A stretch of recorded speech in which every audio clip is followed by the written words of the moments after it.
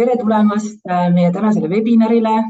Suur rõõm on siin jälle olla, et just täna mõtlesin, et see on juba minu 14. webinar ja tunnen enne igat webinari täpselt sama. Natuke selline elevus, natuke ärevus ja põnev, et järelikult ikkagi teeme õiget asja. Ja suur rõõm on ka rääkida sellisest teemast nagu juhtimine ja kutsuda siia siis tõesti keegi, kes on praktik, et tihti me koolitajate coachidena meeldib rääkida teooriast, aga praktika on jäänud natukene võib-olla tahaplaanile. Ja mõtlesingi, et selline hea tava on ikkagi see, et räägime inimestega, inimeste asjadest ja täna on siis meil külas siin väga äge juht. Ja nagu meil tavaks on, siis enne kui me alustame, siis ma alati jagan mõne soovituse, et kui midagi kõnetab, tee märkmeid palun paberile, et mida rohkem meili me kasutame mingi asja kinnistamiseks, seda parem. Ma arvan, et tänane webinar pigem selline arutelu, kui et on mingi selline õppimine ja koos nagu, et koos loomine pigem selle webinari eesmärk. Ja mõtle ja aruta palun aktiivselt kaasa.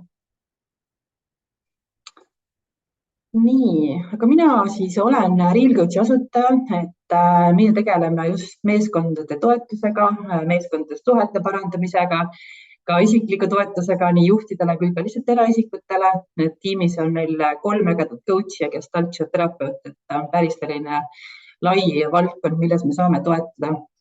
Et ma endast lähemalt jagaks veel nii palju, et minu selline südamesi ongi kuidagi viimaste aastate jooksul just meeskondade peale läinud, et kui ma alustasin personaalse coachinguga ja üks-ühele toetusega, siis nüüd mu peaasjalikult siis ja põhitööna teengi meeskondadega tööd.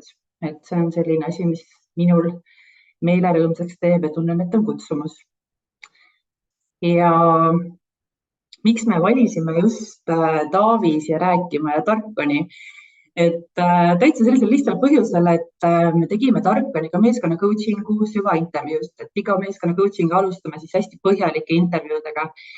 Ja ma just vaatasin kusjuures enne webinari, et mis need tulemused siis olid. Ja see on 5 palli skaalas olid Taavi ja Tarkoni tiimis suhted 4,77, mis on ülikõrge ja juhtimine 4,72. Et ma loodan, Taavis oli okei, selle ma jagasin teistega ka neid tulemusi.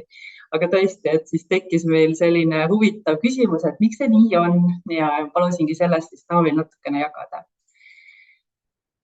Okei, aga siis on minu poolt hetkel, ma annan siis sõna Taavile, et Taavi, palun jaga siis meie kuulajatele ka, et miks just sina oled see õige inimene rääkima nendest juhtimisväljakutsetest, ämbritest, vigadest, kuidas keegi soovib neid nimetada.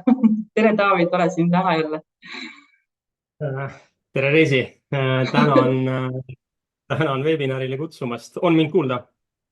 Ja. No. Tere ka kõigile kuulajatele. Väga tore, et teid nii mitu siin täna on. Ja ma loodan, et minu sellest kogemusest või mõtetest teile täna kasu on. Et ma räägingi omast nii-öelda senisest kogemusest ja selles mõttes võtke siit kaasa seda, mis põnev tundub. Oma igapäevases elus toimetangi sellises ettevõttes nagu Tarkon, targa ehituse digilahendustega tegeleme ja üheks meie töö osaks lisaks tehnilisele tegevusele on ka niisugune natuke nagu klientide suunal muudatuste juhtimine, sellepärast ka see juhtimise temaatika natukene on viimastel aastatel rohkem kõnetanud. Niisuguse pikema tausta poolest, kuidas moodi ma siia olen jõudnud või kuidas üldse nagu juhtimisest rääkida, et hariduselt olen ma üldse ehitusinsener. Peale kooli sattusin ma tööle toimetama ehitusplatsidel objektiinsenerina, objektijuhina. Tollel hetkel nagu ei osanud sellest juhi ametist midagi arvata või isegi ei mõelnud, et kuidagi ma kedagi või midagi juhin. See lihtsalt oli niisugune elu osa, sellega tuli tegeleda ja ega ei osanud ka kuidagi süsteemselt sellele läheneda. Ja selliselt siis 6 aastat ehitusplatsidel toimetasin, oli au töötada väga hästi juhitud ägedates meeskondades. Kindlasti oli ka mõned sellised asjad tagantjärgi vaadates, kus võib-olla see minu nagu otsene juht kuidagi tegi ka mingeid asju nagu selliselt, millest on täna minul nagu ka võib-olla nagu õppida, natuke nagu negatiivsed kogemused. Aga eks see kõik on see, mis on nagu tausta andnud. Ja tänases elus siis nii-öelda viimased 6 aastat oleme ettevõtja olnud ja ega ma ei ole kunagi mõelnud, et ma peaksin juhiks saama või juht olema, aga kui tahad ettevõtja olla ja see on tõesti minu sihuke nagu soov või nagu unistus olnud, siis ettevõtjaks olemisel peab kuidagimoodi õppima number 1 ennast müüma ja number 2 siis kuidagi seda meeskonda juhtima. Et tahaks ju tegelikult, et igapäevatöö toimiks hästi, et klientidel oleks hea ja eelkõige, et endal ja ka meeskonnal oleks hea. Aja jooksul siis olen kuidagi aru saanud, et selleks, et hea oleks kõigil osapooltel, siis ilmselt peab kogu see protsess olema kuidagi mõistlikult juhitud. Ja seetõttu siis viimasel 6 aastal olen ma läbinud erinevaid juhtimis- ja müügialaseid coaching uid. Ja nagu Reisi ütles, siis viimasel aasta jooksul oleme Tarkaniga ka meeskonna coaching ut teinud, mis on täiesti sihuke uus ja põnev, silmi avav kogemus. Taavi, kas sa ütleks, et sina oled ka nagu spetsialistist juhiks kasvanud, nagu hästi paljud juhid on? Või oli see kuidagi, et tekkis lihtsalt see vajadus, et nüüd ma pean rolli muutma? Jah, vastab tõele, et ega kui sa noore mehena või poisina astud ülikoolist välja ja inseneridiplom on näpus, ega siis keegi sulle mingisugust juhtimisalast nagu teadmist liiga palju õpetanud ei ole. Et eks see nagu elu selles mõttes karastab ja selles mõttes, et ega alguses nagu ei adunudki üldse, et mis loom see juht on. Vaatasid, et seal soojakus on mingisugune projektijuht, et mida ta teeb või mis ta teeb, ega siis sellest ju nagu aru ei saanudki. Et see teadlikkus on tekkinud nagu viimaste aastatega või viimase 6 aastaga, ütleme. Ja eks see nii-öelda kogemus tekibki ajas kogu aeg juurde. Et see, et ma siin täna räägin, ei tähenda seda, et ma kuidagi arvaksin, et ma valmis juht ja ülivinge juht olen kogu aeg iga päev kõik õppima. Okay. Aga siis jah, igatahes aitäh, et sa tulid jagama, et tegelikult ma ise tunnen ka, et hästi palju ma näen oma klientides neid samu teemasid ja neid samu väljakutseid, et hästi palju on ikkagi ühist meil kõigil selle juhtimisega. Ja palun, eks te siin olete kõik kohal, et teeme kohalolu kontrolli, et palun jagage chati, et mida sa loodad tänasest webinarist kaasa võtta. Te veel ei tea võib-olla, mis meil plaanis on rääkida, aga mida sa loodad webinarist kaasa võtta? Dame mõne hetke, et tule vastake palun chati. Miks sa oled siin? Midagi kasulikku? Ja, Aleksander, aitäh vastamast. Värskeid mõtteid, Kaire. Jagage veel, meil on 29 inimest. Igatest õpitakse, kuidas parandamatut vigu vältida ja ise paremini osata juhtida oma tööjõudu, kuulata teiste kogemusi, lugusid kuulama. Tahan teada, kuidas ma lükkan asju edasi, mis on ebameeldivad ja ennast paremini tundma. Anneli, Noori kogemusi oleks hea kuulda. Jüri, Mari on välja toodud, igatest tundsin ennast ära. Ja, et need on tõesti midagi enne kuulmatut ja erilist tahab Alar teada. Okei, proovime.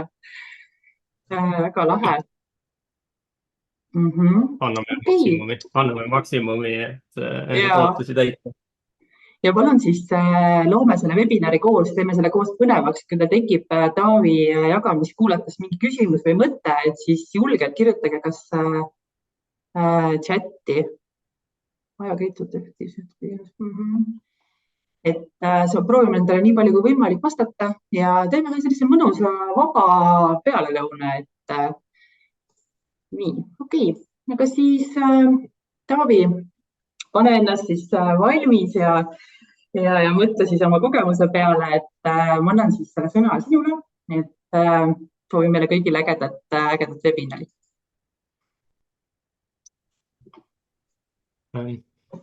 Ja, valisime siia täna kokku 5 sellist teemat, et mis on elus ette tulnud nii minul ja mis on ilmselt ka teistel. Esimeseks on selline temaatika, mis eriti mind iseloomu poolest puudutab, et tulenevalt minu iseloomu iseärasustest kipun ma olema hirmus ümmargune oma suunistes ja eeldamise kohta teame me kõik, et see on, öeldakse, kõikide hädade algus. Eeldamise osas tuleb meelde vast ehitusplatsilt mingisugused esimestelt aastatelt lood, mis väga selgelt tegid nii-öelda lõid selguse, et eeldamine kuskile ei kõlba, et kui sa ikkagi nagu läksid ja rääkisid kellelegi, näiteks alltöövõtjale või töömehele, et see asi peab saama homme õhtuks tehtud. Ja siis nagu enda peas oli ju see mõte, et mis ma sest mitu korda räägin, et ega ta nõrgamõistuslik ei ole, ta ju saab aru. Ja et ma räägin seda talle, tema peab seda tegema, et miks see kõrval see projektijuht või keegi teine üldse seda teadma peab. Või nagu kuidagi ei mõelnudki seda.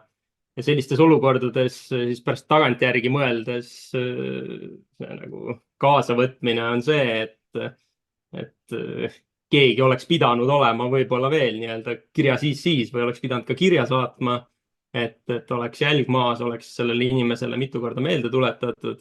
Ja teistpidi, et kui ma sellele inimesele mingisugust nagu ülesannet püstitasin, võib-olla ta oli mõttega hoopis mingi teise asja juures, et seal inimestel on palju tegevusi ja võib-olla ei jõuda fokusseerida, läks üldse kõrvust mööda.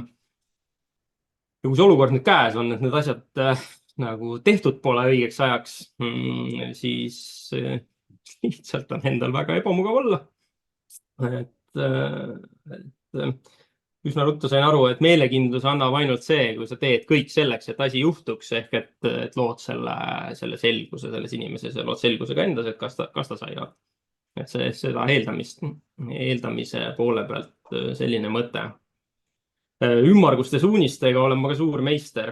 Tõesti, et kui mõne inimese puhul on see, et kiputakse olema hästi nagu sirgjooneline ja nagu hästi kuidagi äkiline ja selle inimese jaoks on nagu väljakutse see, et kuidas moodi natuke pehmemalt rääkida, siis minul on nagu väljakutse vastupidi, et olla nagu sirgjooneline ja konkreetne, see on minu jaoks pingutust ja ka mingisuguste nagu ülesannete jagamisel kuidagi nagu väike, ma ei tea, on see kuradike või inglike seal õla peal ütleb, et näiteks meeskonnaliikmel on vaja mingi ülesanne anda, vaatan, et tal on umbes 3 päeva aega, see võtab 1 päeva nagu reaalselt aega, et kuule tead, ole täitsa tee ära ja tee nii ruttu kui jõuad, et ei hakka mingit aja nagu piirangut peale seadma, et äkki see tekitab temas mingisugust stressi või midagi. Täiesti arulaga mõte, te saate aru, aga kuidagi inimese sees minu sees siis siuke mõte võib-olla vahel nagu on olnud.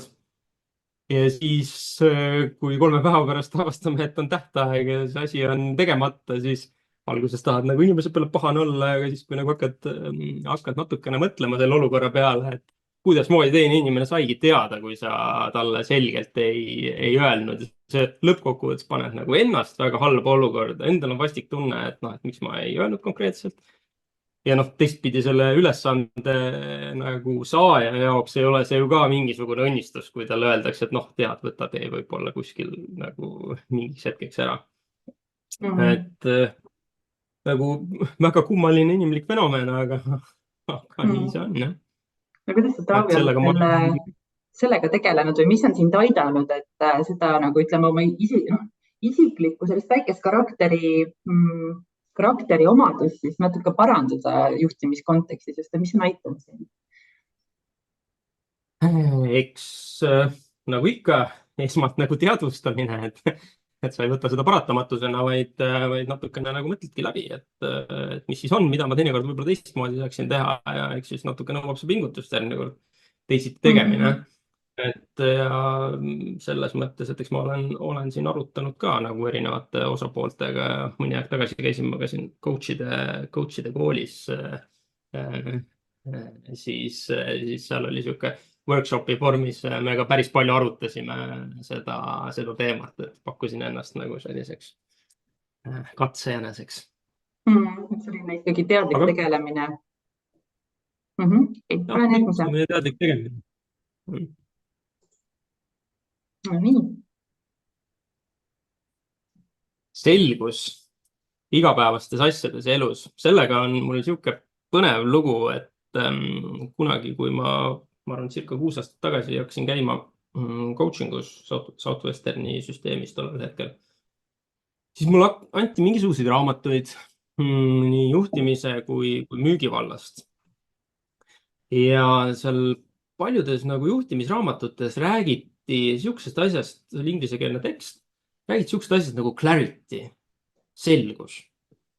Ja siis ma nagu mõtlesin tollel hetkel, et mis asja, et selge, hommik ärkan üles, mul on selge, et ma lähen tööle, et mis selgusest nad seal nagu räägivad.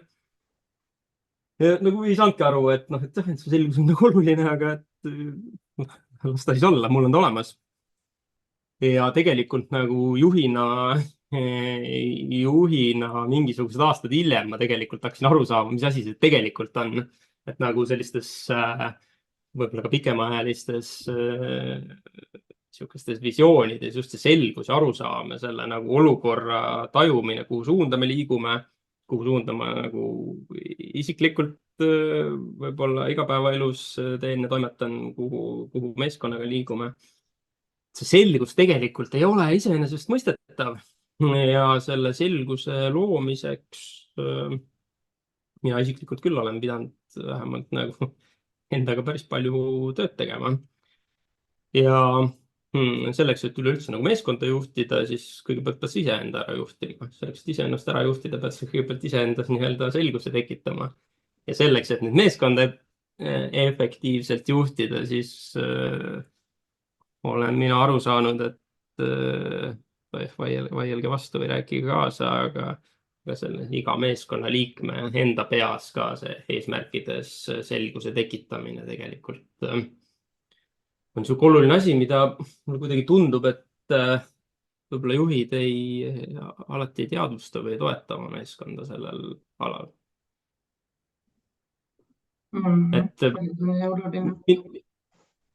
Mina ütleks, et see selgus või clarity inglise keeles on meil üldse elus nagu siuke kõige olulisem.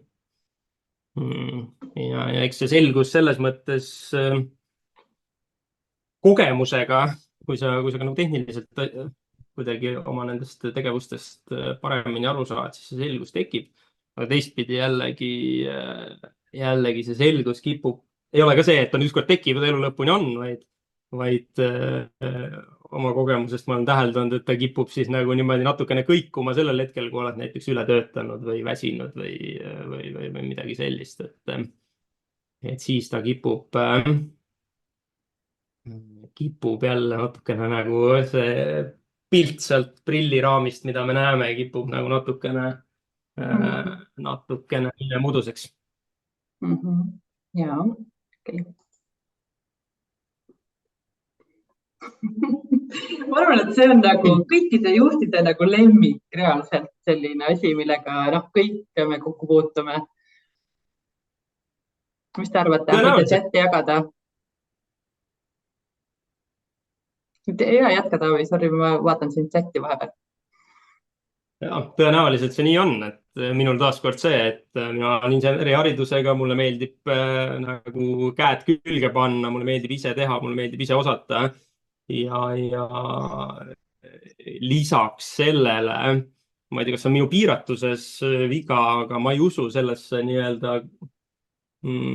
ideesse või lähenemisse, et on olemas üldjuhid, et võib-olla mingites kõrgemates dimensioonides, kuhu me tänasel hetkel ei pürgi ega aru ei saa mingites suurtes kontsernides. Aga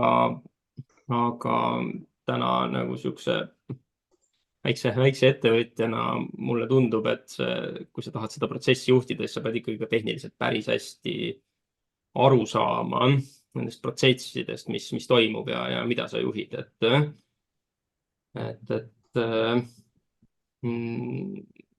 selles ise mõttes tegemine nagu... ja et mida see ise Aga jah, tegemine siis tõi? Et see ongi nagu jah, kahtepidine, et ühtepidi tahaks nagu osata ise teha ja siis see tegemine ongi nagu äge, aga teistpidi üks hetk ongi see, et sa tunned, et sa ise ju teha ei jõua. Ja kui juba tekib meeskond, siis üsna nagu lihtne. Mulle tundub, on selle ise tegemisega nagu oma meeskond selles mõttes siis ära hellitada või tekitada see õpitud abitus. Ja see ongi see, et teed ise ära, justkui saab asi tehtud, aga tegelikult võtad sa sellega nagu kogu selle asja eest vastutuse endale topelt. Ja teistpidi siis sellele inimesele, kes võib-olla oleks võinud seda asja teha, temalt võtad nagu vastutuse ära ja põhimõtteliselt ei anna ka seeläbi arenemisvõimalust temale. Et see on jälle see sama lugu nagu ümmarguse jutuga, et see põhimõtteliselt nagu see üks inglike või kuradike siin õla peal ütleb, et sa teed nagu head, aga tegelikult teed karuteene nagu mõlemile, nii endale kui sellele inimesele. Et see ärategemine on niisugune nagu kelguga mäest alla laskmine, et üsna tore on alla lasta, aga pärast mäe otsa peab tagasi ronima nagu ikka suure vaevaga. Kuidas sa sellest, ütleme, seda oskust endas rohkem arendasid, et delegeerida ja kuidas see teekond sinu jaoks on olnud?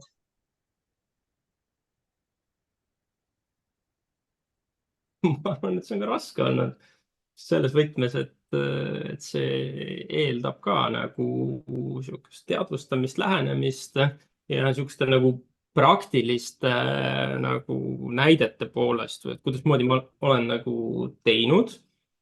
Et kui ma lihtsalt mõtlen, et tead, neid asju oleks vaja teha ja nii edasi, siis on nagu see soov sinna kohe kättpidi külge hakata päris suur.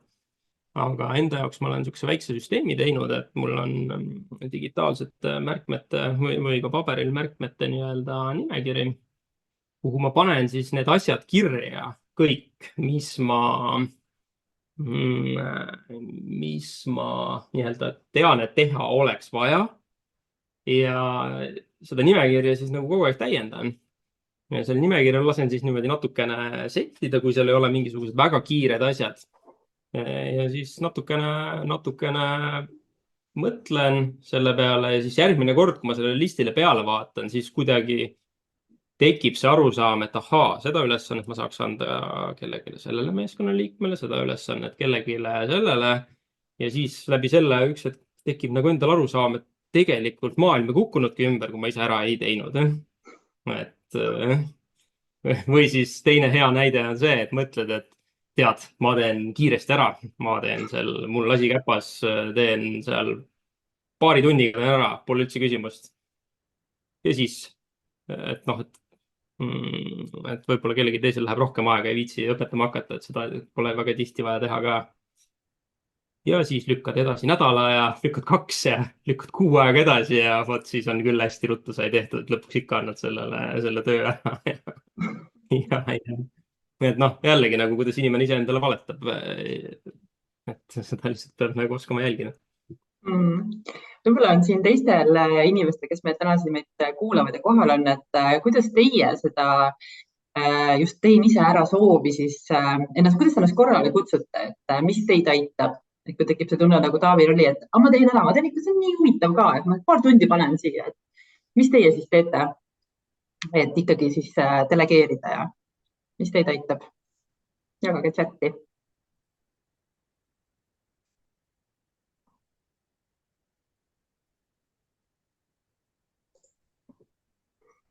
Mina alati nagu arvestan kuidagi neid tunde, et mida ma selle asemel saaksin teha, mis ettevõtet rohkem edasi viiks või et kui see huvitav teema on näiteks mingi, ma ei tea, mingi küsitluse koostamine või versus müügitegevused, et siis ma nagu panen kuidagi kaalukausile, et mis mind tegelikult praegu rohkem edasi viiks, et kas selle küsitluse koostamine või siis mingid müügitegevused on ju, et see minu jaoks nagu toimib. Mis teil? jagage mõned mõtted, et kuidas teie ennast korrale kutsute, kui tekib see soov ise ära teha. Head kokkulepped kehtiks ja saaks usaldada, et tõesti tehakse ära ka ja muidugi, et see on hästi oluline. Et üldse tekiks see tunne, on ju, et ma võin midagi ära delegeerida. Delegeerimine treenib meeskonnaliiget tugevamaks, Ahti jagab ja teadmine, et töötaja, kellele delegeerin, on vaba ressurssi seda teha ja et see on ka oluline, eks Tiine. jah, et siin on tegelikult palju eeldusi selleks ka lisaks sellele, et lihtsalt seda teha. jah, et chatis mõtted viisid mind ka sellele nagu rajale, et eks need tegevused on nagu erinevad, et kui sa tead, et see inimene on seda 10 korda või 100 korda teinud, ta on selles nagu professionaal, siis sul ei ole ju nagu küsimust selle ära delegeerimisel. Et eks see küsimus ongi selliste võib-olla nagu uute asjade või mingisuguse sellise asjaga, millel ongi nagu noh, kuidagi see nagu ajasurve. Kusagilt kirjandusest olen lugenud, et kui inimene teeb nagu mingit uut töölõiku, mida ta varem teinud ei ole, siis vahel võibki võtta temalt nagu 10 korda rohkem aega, kui kas siis sul endal või nagu vilunud inimesel.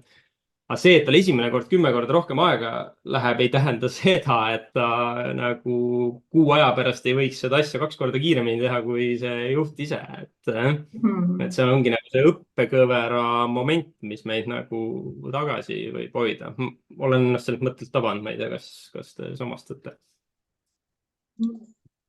Ma jagan teiega ka ühte väikest tööriista, et kindlasti on see paljudele väga tuttav, et selline täitsa basic aja planeerimise tööriist, et kui on ikkagi to-do list liiga pikaks juba veninud, et siis tasub seda natukene seal hakata jagama, et mis on nagu need olulised ja kiired asjad, mida ma saan kalendrisse panna, teen ise ära ja mida ma delegeerin ja mida ma üldse ei tee. Et selle tööriista ma laenasin Case Hubist, et ma pärast panen ka kõigile koos järelvaatamisega selle tööriista kaasa, et keda vähegi nagu huvitab. See on mind ka väga palju aidanud ja ma olen seda jaganud väga paljudele oma klientidele, kes kasutavad seda, et vahepeal lihtsalt on nii palju asju ja ta võttis ka, et paneb notes'i kirja või kuhugi kirja. Vahepeal on läbi selle ka Prisma hea vaadata igasuguseid ülesandeid. Kui selle ma siis jagan, kellel soovi on. No nii, läheb hästi tänase ilmaga kokku. Ja tegelikult otsapidi jõudsime me nagu sujuvalt eelmisest teemast siia, et eelmine teema ja see teema minu meelest on nagu väga seotud ja ka see maatriks, mida Reesi näitas, et ka see otsapidi. Et jah, oma selles nii-öelda enesearengu teekonnal olen ma ühest asjast sain juba üsna varakult aru, et inimene on iseendale valetamise kõige suurem meister. No tee, mis tahad, nii on. Et ka ülesannete valikul vahepeal nagu nii tundub, et mul on seda ühte mingisugust pisikest ülesannet vaja seal 3 tundi teha ja see isegi nagu tundub põnev ja see isegi nagu tundub isegi prioriteetne. Samal ajal, kui astud nagu sammu tagasi ja vaatad, siis tegelikult selle 3 tundi oleks võinud ju nagu müügitöö peale panna selle asemel, et võib-olla seal mingisugust sihukest igapäevatöö tehnilist detaili lihvida. Ehk et jah, oma ülesannete prioriseerimine on mulle tundunud, et ongi selle igapäevase efektiivsuse alus. Ja minu jaoks pani perspektiivi paika üks selline raamat, mida ma kunagi lugesin Ameerika kirjanik ja public speaker Rory Vaden. Ja selle raamatu nimi on Procrastinate on Purpose, mis oma olemuselt juba on nagu vastuolulise pealkirjaga. See sisaldab ka nagu väga siukse vastuolulisi nagu ideid ja mõtteid. Sealhulgas seda, et ei ole olemas ajajuhtimist. Et ma tahaks näha nii kõvat meest, kes aega juhtida suudab. Tegelikult suudame ikkagi iseennast seal ajas juhtida, mingi oma tegevusi juhtida. Aga selles raamatus oli selline mõte, et kui sul on seesama ülesannete nimekiri ja seesama meeldivate ja kasulike asjadest arusaamisel mind on ka aidanud just see nimekirja tegemine, siis kui sul on see nimekiri mingisugustest asjadest, lased seal natuke seedida, vaatad peale uuesti, siis sa saad nagu paremini aru, mis asjad on need vajalikud ja mis asjad mitte. Ja selle nimekirjas tihtilugu juhtub siuke asi, et kui sa seda nagu niimoodi kaine pilguga vaatad, siis sellest to-do listist tegelikult pooled asjad tõenäoliselt võib üldse ära visata. Ehk et kõigepealt eliminate, siis tuleb vaadata, et mis on need asjad, mida saab automatiseerida, siis tuleb vaadata, mis on need asjad, mida saab kellelegi delegeerida. Ja siis jääb sellest pikast nimekirjast alles võib-olla ainult nagu mõned read.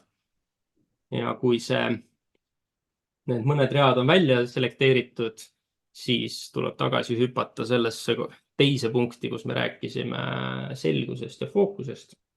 Nendele kasulikele asjade välja filtreerimine ja siis nendele fookuse panemine. See mõte on mind aidanud. Ma ei tea, kas see teiste jaoks selliselt töötab, aga äkki kellelgi on. Jagage chati ka, et kuidas see kõlas praegu, mis Taavi jagas. Jagage seda ka, et milliste meeldivate asjadega sina kasulikke asju asendad töökeskkonnas, et hästi huvitav oleks teada. Et Taavi, sa võid jagada kogemust, et mis või hiljutist kogemust näiteks, et millal sa valisid selle meeldiva, mis see oli selle kasuliku asemel, et sa juba ühte mainisid, aga äkki on veel mingeid. Ja teie palun jagage chati, milliste tegevustega teie asendate meeldivate tegevustega kasulikke?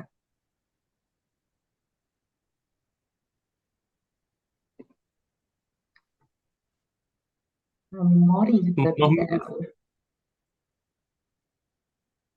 Üks mõte on ikkagi alati see, et ettevõtjal on alati see müük see teema, et müük on see kasulik, aga see on alati nagu nõuab natukene ikkagi siukest mugavustsoonist välja tulekut, et see telefon võtta ja helistada ja natukene eeltööd teha. Samal ajal vahel nii põnev tundub, meil on siin tiim koordineerimisega tegeleme, mingisuguse mudelites otsime ristumisi näiteks.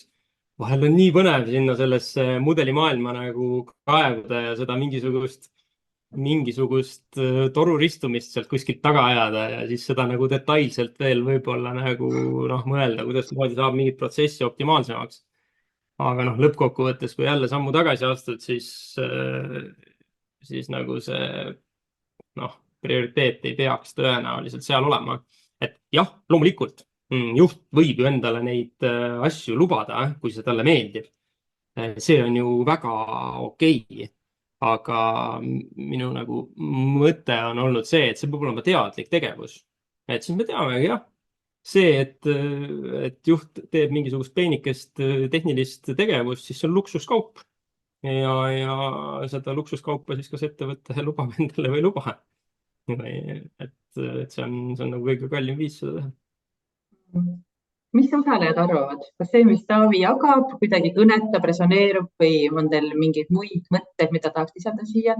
Et Maris jagab, et ideaalne oleks meeldiv kasulikku ühendada. Ja mis veel on kogemus? Lihtsam on teha igapäevast, mis on käpas versus võtta mingi uue protsessi aruande või mis välja töötamine. Ja Marian, täitsa nõustun, et tihti ka ma olen klientidele soovitanud, et seda ajaplaneerimistööriista Eat the Frog, et söö see konn esimesena. Ma ei tea, kes on kuulnud Brian Tracy raamat, et võtta see kõige raske nagu asi päeva esimese tükina, et see on nagu mitu sammu enne seda ka. Aga see on just, et tavaliselt päeva esimeses pooles me tahame neid mõnusaid asju teha, mis tekitavad meis hea tunde, kiire võidutunde, tegin nagu selle ära. Aga siis see raske asi läheb nagu edasi ja siis lõpuks on väga lihtne nagu seda edasi lükata. Ma kipun ka nendesse mudelitesse liialt süvenema ning taga ajama torusid ja seadmeid, mis minusse ei puutu, samal ajal kui teised teemad oleks põletavamal hetkel. Katrin jagab. Ja teab. ma tunnen selles ära ennast kui Clifton Strengths Learner, aga see on pikem jutt. Mari jagab. Okei, võid Mari jagada, mis sa sellega mõtlesid täpsemalt? Aga jaa, see on üks Ma võin huvitav sellest teema. rääkida suuliselt. Jaa, muidugi. Selles mõttes, et sest ühesõnaga Clifton Strengths on üks nagu isiksuse tüüpide teema, tugevuste teema, et see on nagu tugevus ja õppija on üks nagu osa 34-st, aga see pole nii oluline, seal on neid palju veel, aga õppija on nagu, ma tunnen iseennast ära, et mulle meeldib ka midagi nagu uut teha, uut õppida ja siis nagu väljast vaadates tundub, et ma võtan midagi hästi suurt ette, ja ma lõpuni ei jõua, sest mingi moment ma õpin, eks ole, ja siis minu huvi kadus. Hästi nagu õppida ja siis see võib olla ka nagu seal. Õppija on siuke hästi tavaline teema inimestel, et see õppimine on siuke nauding, millest sa lähed ja see on põnev ja just täpselt midagi otsida põnev ja sa lihtsalt jääd sellesse kinni, et nagu iseenda naudingusse jääd kinni natuke. Ja, absoluutselt. Aitäh sulle, et sa jagad. Kindlasti paljud tundsid ennast selles ära ja meil ongi mingid loomuomased asjad, mis meid huvitavad rohkem. Ja võib-olla need ei ühti nendega, mida me tegelikult peaksime nagu tegema mingites kontekstides. Et jaa, see on äge teema. On kellelgi veel jagada? Mingit oma kogemust võite vabalt ka tulla siia häälega, videoga.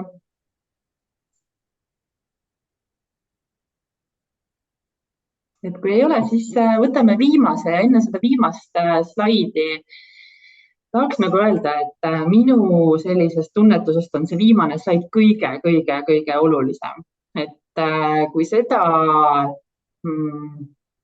ämbrit siis kolistada, selle nagu meie, kui me siin oleme rääkinud ämbritest, siis et sellele on minu arust nagu meeskonna psühholoogilises mõttes ja meeskonna töö, dünaamika, kogu selles kompotis kõige suurem mõju. Et ta jagab siis oma kogemust sellega.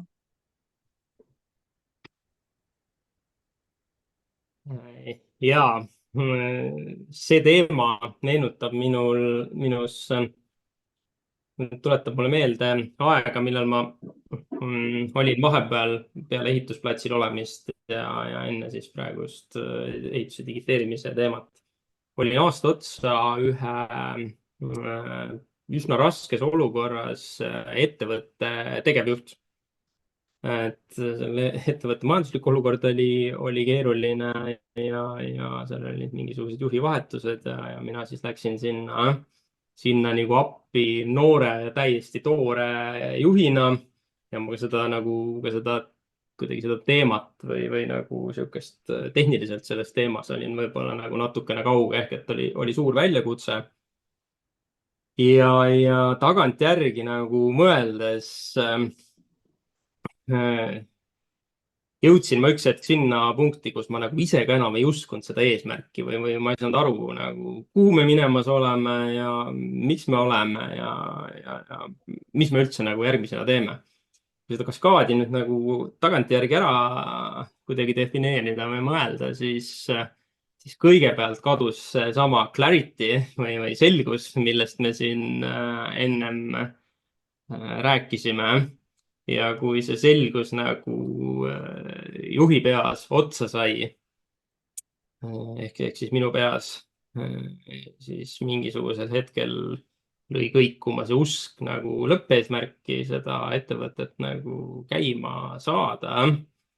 Ja siis mingisugusel hetkel ma nagu tajusin, et see on juba nagu siuke, nagu veits nagu katk, et meeskonna liikmed tajuvad seda ka isegi mitte midagi ütlemata. Ja see olukord oligi siis nagu kõikide hädade algus, kui nüüd tagantjärgi mõelda. Et minu teekond. Mis sul meeskonnas, Taavi, toimuma hakkas? Et mis sul meeskonnas toimuma hakkas, kui sinul see tunne ära kadus, et ma vist ei usu selles, mis me teeme, et mis sa märkasid, et nad tegema hakkasid või käituma, kuidas? no eks siis ongi see, et kuidagi see motivatsioon ju hakkab kaduma ja eks siis mingisugusest hetkest alates hakkavad ju ka inimesed vaatama, et kui seda pikka perspektiivi ja mõtet ei ole, siis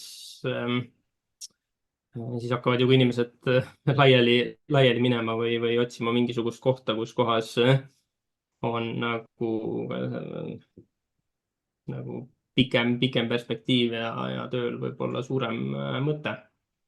Et loomulikult meeskondades on alati nagu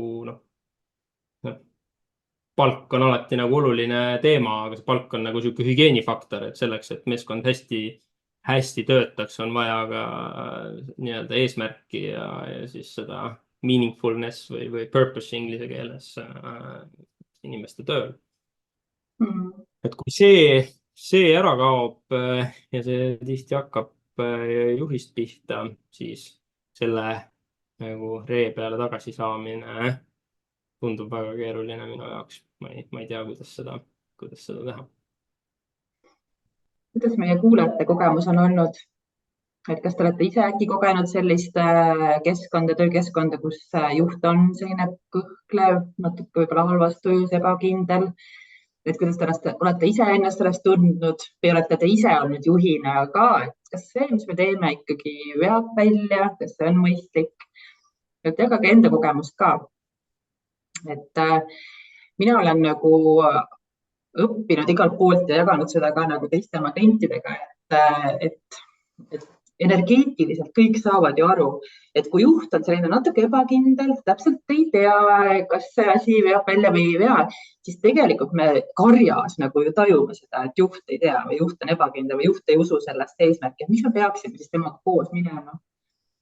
Et Erik Meetsi ühel koolitusel ta ütles, et if you're having a bad day, don't go to work. Et isegi kui juhil, kui sul on nagu väga halb päev, et proovi siis mitte minna, sest et mida see nagu tekitab, on see, et juht astub sisse, tal on kuri nägu ees, ta kõnnib oma kontorist, istub maha. Nii, siis on mingi töötaja, mõtleb, miks juhil kuri nägu ees on, kas midagi on lahti. Et meie mõtteprotsess ju hakkab ju hullult palju tootma ja ta ei tooda ju seda, et äkki tal on lihtsalt halb päev, ta toodab seda kõige õudsemat kardetud tulevikku, pankrotti, mis iganes seal on. Ja siis sellest tekib ka see, et siis see töötaja tõuseb üles ja läheb kaastöötajaga. Kuule, kas meil on siin ettevõttes kõik hästi, et vaata, et juhil on väga imelik nägu ees, et tal on vist midagi väga mures on. Et see võib tekitada ka sellist ebakindlust tiimis, psühholoogiliselt ta tekitabki ebaturvalisust. Et see on hästi oluline, et kuidas te ise tunnete ennast seda eesmärki ees vedades. Tuttav teema kahjuks erinevatest rollidest on kogenud, Alar jagab ja Stiina jagab, et väga mõjutab, kui juht ise on asjadega kokku jooksnud. Ja eks nende teemadega alati tihti käib ka käsikäes, nagu ma ütlesin, see nii-öelda fookuse või clarity puudumine ja kahtlemata ka ületöötamine või nagu, kas läbipõlemine, aga see on ka kindlasti nagu see, mis seda spiraali nagu võimendab,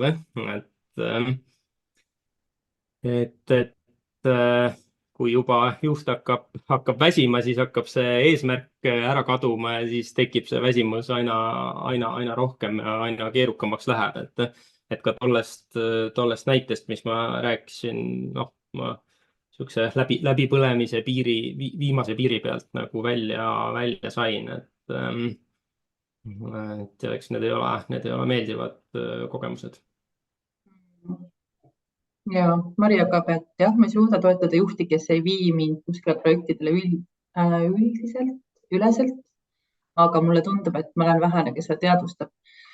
Ja vaata ongi, et kui sul puudub seda turvatunne, et miks ta sind ei vii, et ühesõnaga täpselt seesama asi.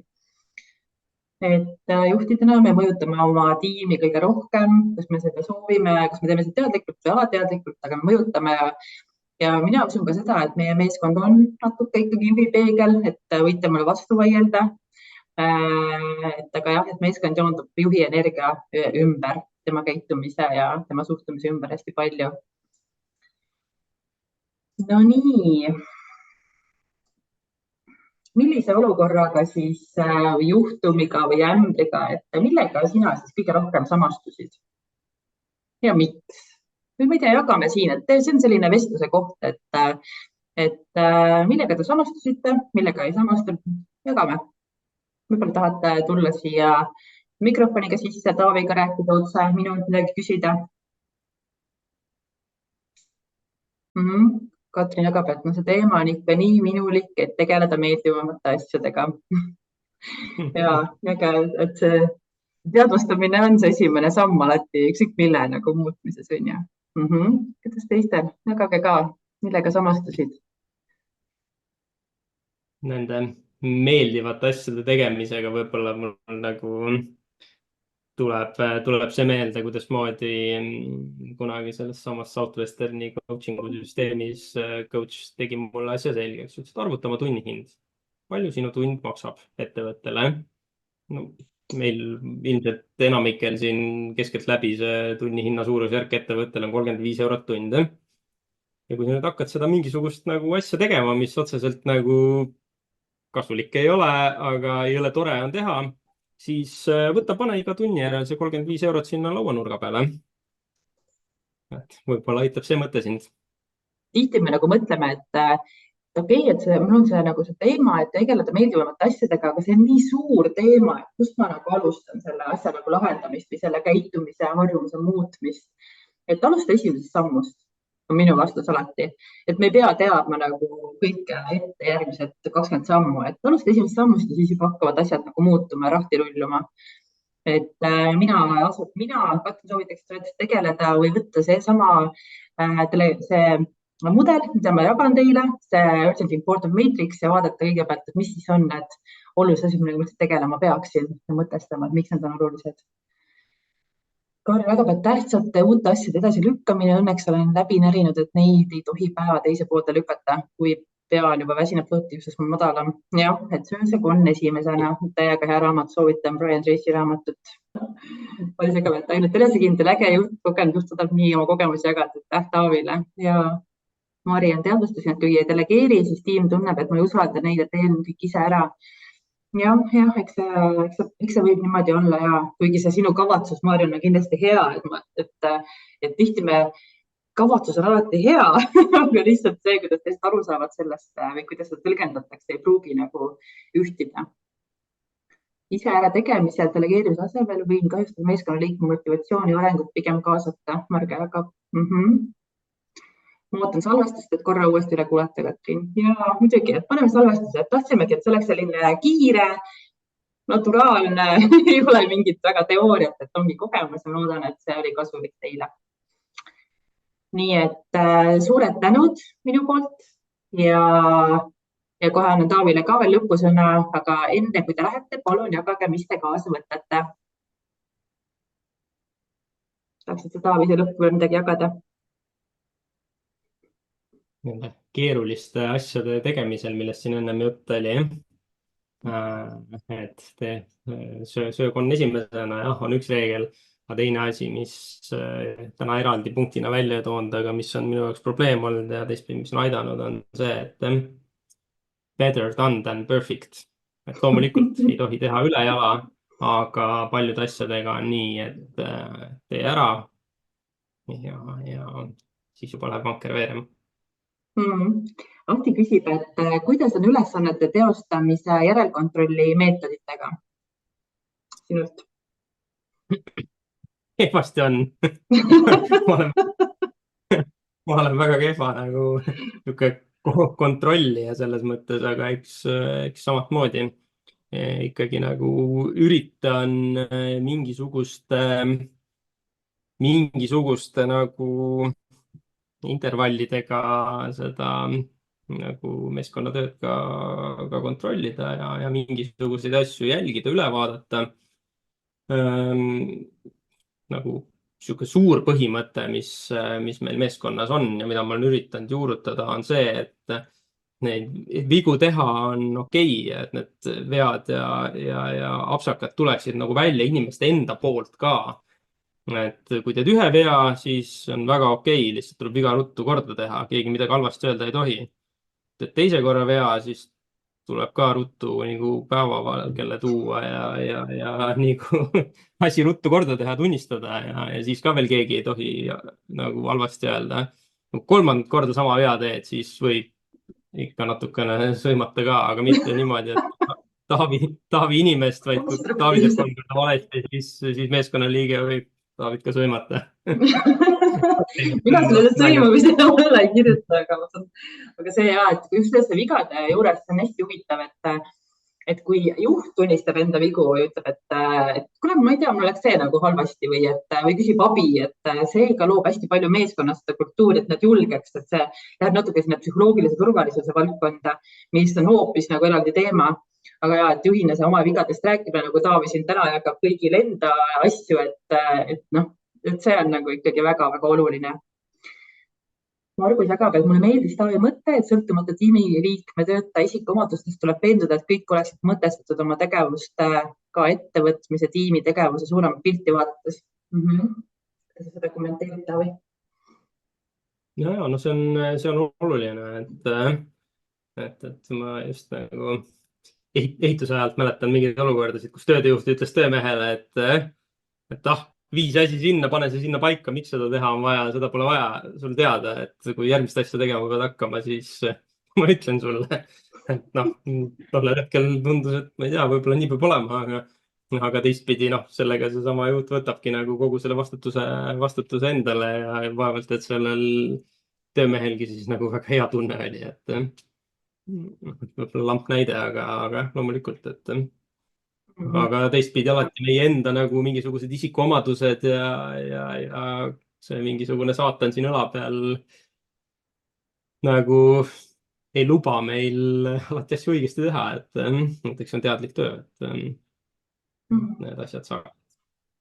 Ja, aga suured tänud Taavi jagamast ja aitäh absoluutselt kõigile, kes siin kaasa rääkisid ja kohal olid. Me saadame järelvaatamise ja minu poolt suured tänud ja palun jagage, mis te kaasa võtate, kas või üks märksõna, et mis jäi kõnetama, üks sõna ja suured tänud.